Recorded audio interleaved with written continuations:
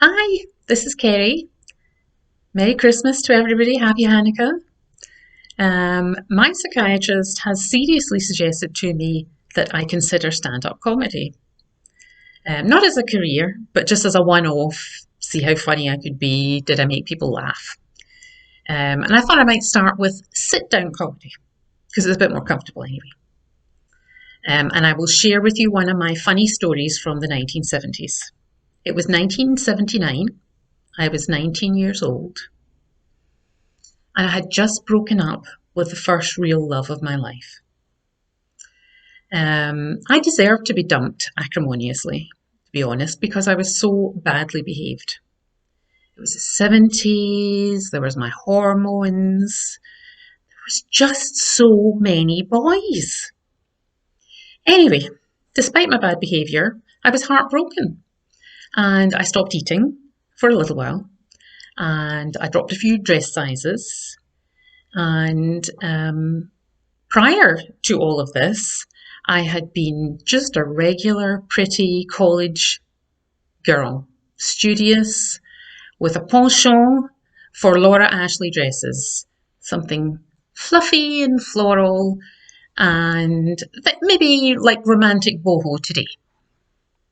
But during this summer of the breakup, I decided I would pursue a different persona. My idol was Blondie, and if you don't know who that is, Google it. So I started off by buying some form-fitting clothes, which at that time were pencil skirts and teeny wee tops and stilettos. It was all very glamorous and slutty too. Then I started dyeing my long black curly hair, and it went various stages. It went auburn, ginger, strawberry blonde, and I stuck at that. It looked okay, and as you can see from my current Nordic colouring, it looked like it was natural. I was very fortunate to have a friend who was way cooler than me, and she had an older boyfriend who was friends with the owner of a club in Glasgow that was the bee's knees. It was the Studio 54 of its days. And if you went to queue there, they would pick out the ones that looked good enough to be there. I couldn't normally go on my own because I looked 16, not 19, and the age limit was 21. But with my friend, we could saunter in because she was with the management.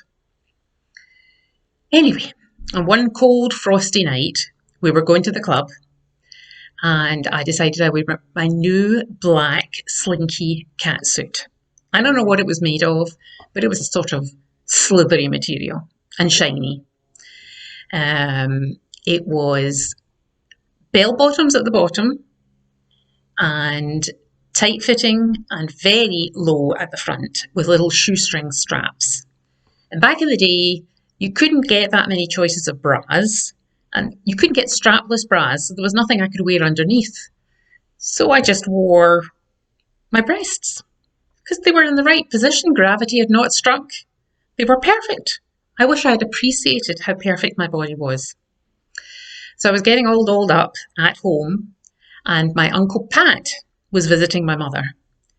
And I came down with the makeup on and the outfit, and he said, "You are not letting her go out like that."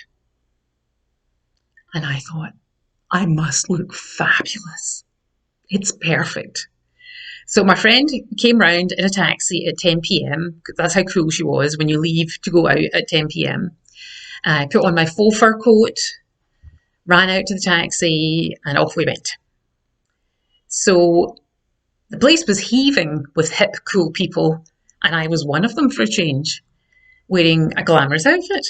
And at one particular point, a handsome African student came up and asked me to dance. And I said, yes, that would be lovely, or whatever I did say. And we went on to the dance floor. Now, the dance floor was squares of different colours that changed all the time. This was high tech then, and the whole place was mirrored for even better effect. So he was manoeuvring me into the corner. There was a kind of corner like this. So he could get up close and personal. And I was assuming that he was waiting for a slow dance to come on so he could grab me. Anyway, I was just dancing around, feeling great. And then I had a sense of complete freedom. I saw my dance partner's eyes widen in delight because the shoestrings of my slinky black catsuit had snapped and it slithered all the way down to my ankles, leaving me butt naked except for a flesh-coloured pair of panties. And even worse, I was reflected in every single mirror. I could see my breasts right down there and right down there. I'm not sure what he was expecting me to do, but it was my normal response. I burst into hysterical laughter, pulled up the catsuit as best I could, and ran away to find my friend, who then took me to the bathroom and tried to salvage the situation. So she managed, they'd split in half, so it's kind of handy. She'd managed to tie the little straps in knots here, but to do that, she had to kind of yank it up. A little painful in the crotch area. And not only that, I then had camel toe. Thank goodness the club was dark. So off we went, more drinking, dancing, laughing, and of course my African prince pursued me all over the floor. He said to me, "I want to get to know you better." And I thought, I bet you do. But no, you've seen enough for today. You saw a naked Nordic goddess, and that's all you get for one night. Anyway, eventually we left because I wasn't very comfortable with the tight catsuit. We laughed all the way home in the taxi, and that was it. I thought, I'll never see him again. Glasgow's a huge city. It was home to many international students because they catered for things that men at that time did, like engineering, navigation, medicine. It wasn't the Me Too generation by any means. So on Monday morning, I got up, probably still hungover. I tied back my hair in a ponytail, the glorious curls, no makeup. I was wearing my usual jeans, my forest green duffel coat, sweater, flat walking shoes, just college clothes. I went in early so that I could access a book in the reference part of the library at my college. It was too expensive to buy. It was an American book, and I wanted to read up on Maslow's hierarchy of needs to help me with my industrial psychology, which I was basing my thesis around. So I'm sitting reading this, and it's dull as dishwater, really. But I'm reading it and trying to concentrate. And I heard a voice speaking to me.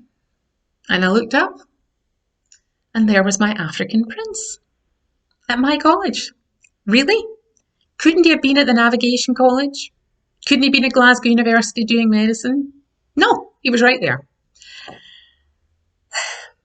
So we had a conversation, and I said, I probably told him a lie, actually. I probably told him I was already going out with somebody. And I did have a kind of relationship with somebody who was Robert Mugabe's nephew before Robert Mugabe was a dictator. This is how exciting life can be in Glasgow. And he wanted to be boyfriend, girlfriend, but I just wanted to be friends. But it was kind of cool hanging out with him. So I probably used that as an excuse. But for the rest of the year, every so often, I would look over and I would see these big, sad brown eyes looking at me across a lecture hall or the library. He never approached me again, but he was just thinking, I could have had that Nordic goddess, but he didn't. There's no moral to the tale. This is the sort of thing your children will be doing if they're that age. So be warned. Life was fun. I have no regrets. I just wanted to share with you one of my ridiculous stories of my past and wish you a happy and healthy Christmas and a much, much better New Year. Bye-bye.